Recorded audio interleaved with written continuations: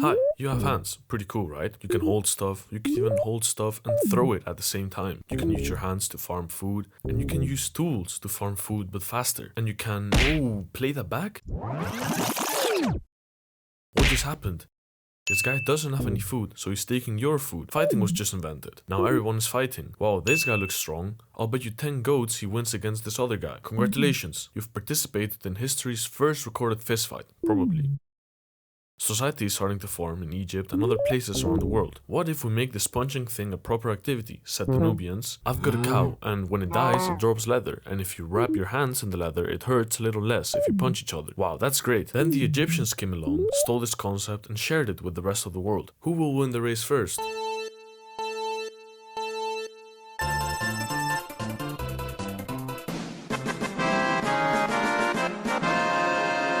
They didn't like to write, so we don't really know what they did. Good job, Sumerians. Anyways, over in Greece, writing was kind of their thing, and also punching each other. Well, they actually liked the more advanced version of punching each other, where you can also grab and throw each other. The rest of the world will get this patch update soon. Wrestling was the most popular sport at the time. Literally everyone was doing it, even guys like Plato and Pythagoras. Fun fact, Plato isn't Plato's actual name, it was just his fighting nickname, meaning broad shoulder. We still don't know his real name. Anyways, bare fists are cool, but you know what's cooler? Big metal swords, said the Romans, swiftly taking over Greece. But then they realized that fighting each other for fun was also quite cool. They saw Greek boxing and thought, what if we make this even more violent? Enter kaistus, some small metal gloves designed to turn boxing from a friendly sport into a murder scene. Romans weren't really into civilized sports anyways. These gloves were used during gladiator fights, which were matches that literally ended with one of the gladiators dying. Fun times. Anyways, the Roman Empire fell eventually, and boxing sort of disappeared. Turns out people had bigger problems, like plagues and barbarians. They kept fighting, but with swords and big sticks. People thought they were too good to fight each other with their fists, until England, trying to be different, changed that. Enter bare knuckle boxing, where gentlemen punch each other for fun. No rounds, no gloves, and fights lasted until someone literally couldn't stand anymore. Ah, the good old days. James Figg becomes the first recognized boxing champion in the early 1700s. Boxing back then didn't have any official rules, no judges or referees at this time. Then Jack Broughton, an average British pal of the times, also a bare knuckle boxing champion, had the idea of making this whole bare knuckle sport a bit more civilized. He had like a 7-step program, but people still mostly ignored him. He then invented boxing gloves as we know them today, but again, people just ignored him. A bunch of rich folks came together and said,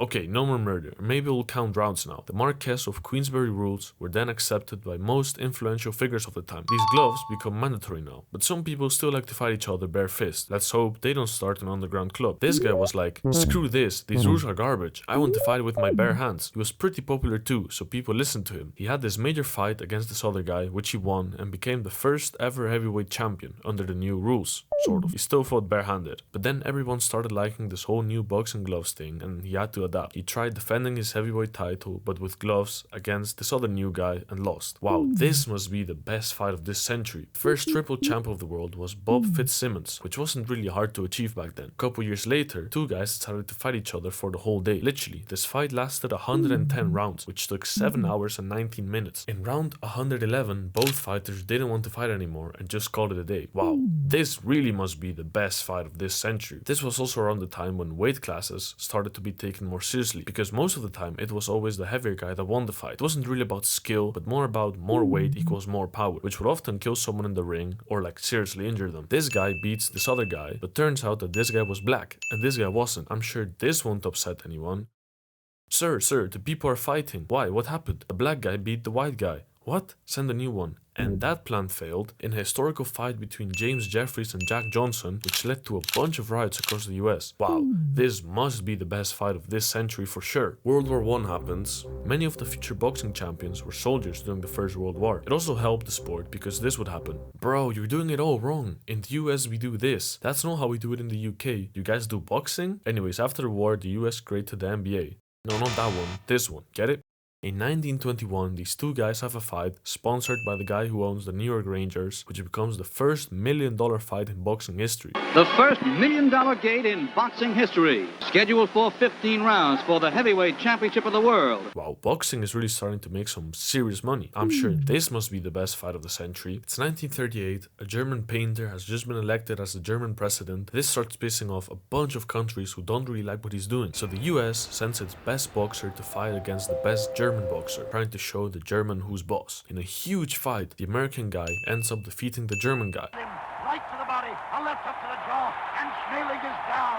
This really must be the best fight of this century for sure. Then World War II happens. Remember that one American guy who beat the German guy in the ring? Well, he just enlisted in the army to beat up even more Nazis. Fast forward to the post-war era, enters Sugar Ray Robinson. He was really good at boxing, but he wasn't as heavy as these other guys, so he got less money. People still liked him a lot, so they said that he was still better than these other guys. Calm down everyone. Let's just say he is better for his weight class. So if we compare 1 pound of him versus 1 pound of this other guy, he would be better, right? Yeah, I guess. And that's how the term pound for pound was born. Some guy from Kentucky starts training in some torn down gym. Don't mind him, but he might just be about to change boxing forever. He travels a lot around the world, fighting for a bunch of titles and starts becoming really popular. He also has a lot of charisma and the TV loves him. He then becomes a Muslim, changes his name to Muhammad Ali and starts to dominate boxing after claiming the heavyweight title against Sonny Liston. Everyone else is scared of fighting this guy now. I'll fight him, says Joe Frazier, an undefeated heavyweight world champion. Oh shit, he's going to fight Ali? Wow, this must be the best fight of this century. And after 15 long rounds, Ali loses. What? His first ever defeat. Don't worry, they soon had a rematch which Ali wins. They'll soon have a third and final rematch. This will for sure be the best fight of this century. Ali goes on to fight other boxers like George Foreman. It was in this fight Ali developed his signature move of standing against the ropes. Wow, what a spectacle. Maybe this is the fight of the century. No, because Joe Frazier is now having his third and final rematch against Ali. In a brutal spectacle, 14 harsh rounds, Joe Frazier's trainer throws the towel and calls for the end of the match. I think it's going to be over.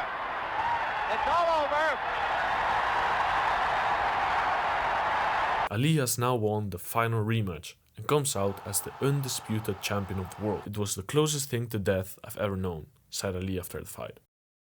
It's now the 80s. Lighter weight classes are starting to get really popular, with legends like Sugar Ray Leonard, Roberto Duran and Marvin Hagler. Lightweights are much lighter than heavyweights, so they punch quickly and move really fast, which makes the fight much more intense for the audience. A couple years later, a new kid pops up. He's starting to get really good and he wants to fight the big boys. He's just 20 years old, while these guys are well into their 30s. They're also way taller than him. Nah, just forget about this kid. Oh shit, he just won against the heavyweight champion. He's now the youngest champion ever. Mike Tyson was also very good friends with the legend Muhammad Ali. In 1988, he went up against Larry Holmes, one of the few boxers who beat Muhammad Ali during his prime. Right before the fight, Muhammad Ali tells Mike Tyson to take revenge for him. Okay, says Mike Tyson, who then dominates the fight and wins by a spectacular knockout. Wow, this must be the best fight of this century. Everyone is scared of fighting this guy now. I'll fight him, says Buster Douglas. But bro, you're not even that good, and no one has ever won against Tyson. But Douglas just lost his mother, and before she died, Douglas promised his mom he would beat Tyson in a fight. The stakes are high. The whole world is watching this fight. And after 9 long rounds, Buster Douglas is done for. It's over, just give up. But in a miracle punch in the 10th round, he actually manages to knock out Mike Tyson. Buster's landing these. Oh, nice uppercut by Buster Douglas. Look at this. He's knocked down for the first time in his career. Wow, this must be the best fight of this century. Mike Tyson's career doesn't stop there though. He then goes on to fight a bunch of other champions, like Evander Holyfield, a fight where Tyson really took a bite. No, literally, out of Holyfield's ear, ending the fight in disqualification. In 1992, a young boxer known as Prince becomes a really popular featherweight boxer because he's always dancing in the ring. He's winning most of his fights by knockout while emoting at his opponents. Many big names in boxing come back from retirement to fight in the ring again because of financial problems. George Foreman came back from his retirement after his manager put all of their money in a stock which collapsed. So he fought one last time in 1997 when he was 48 years old for the heavyweight world championship against Shannon Briggs, who was only 25 years old. Remember Holyfield, the guy whose ear was bitten off by Mike Tyson? He goes on to defend his heavyweight title several times, leading up to the last major fight of the millennium, a much awaited fight between Holyfield and Lennox Lewis in 1999. People thought the world was gonna end in the year 2000, so this must really be the best fight and the last fight of the century. But the world didn't end, so boxing kept going. This guy won all the available titles, he got the achievement, something never done before, and then instead of retiring, he kept defending his titles over in the next decade. Wow, what a guy. Then boxing sort of died. People were too busy losing all their money in the stock market or something. There were some new world records though, like the fastest knockout ever, which belongs to Phil Williams. His fight against Brandon Burke only lasted 10 seconds. Anyways, boxing was revived in 2015 by Floyd Mayweather in his famous fight against Manny Pacquiao, which grossed over $400 million in revenue, the most a boxing match had ever done. Wow, this must be the best fight of this new century. Two YouTubers who are roommates decide to box each other and upload it onto YouTube. Joe Weller wins the fight, but in the Twitter post reacting to the fight, KSI, another British YouTuber, comments saying he'll fight the winner. Then a month later, Conor McGregor and Floyd Mayweather have the long-awaited fight, beating the previous record for most revenue generated from a fight ever, grossing over $600 million. Wow, this must be the best fight of the century. KSI and Joe Weller fight in February 2018, which wasn't a friendly fight at all. The build-up to the fight was full of trash talking and hate towards each other. Are you taking a piss? That's exactly what you're doing. This is when influencer boxing really becomes a thing. KSI wins this fight and calls out the most hated influencers at the time. Jake Paul, Logan Paul, any of the Pauls, I don't care. Bring it.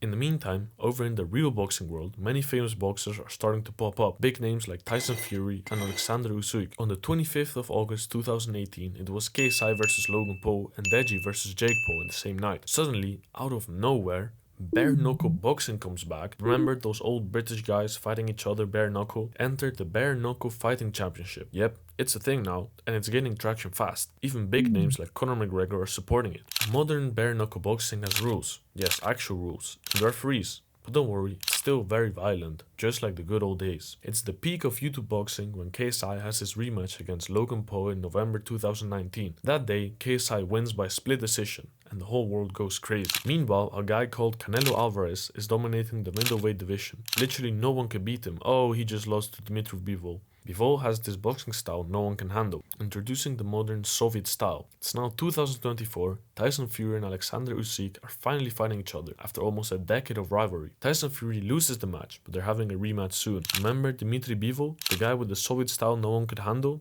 Though he just lost against Artur Beterbiev.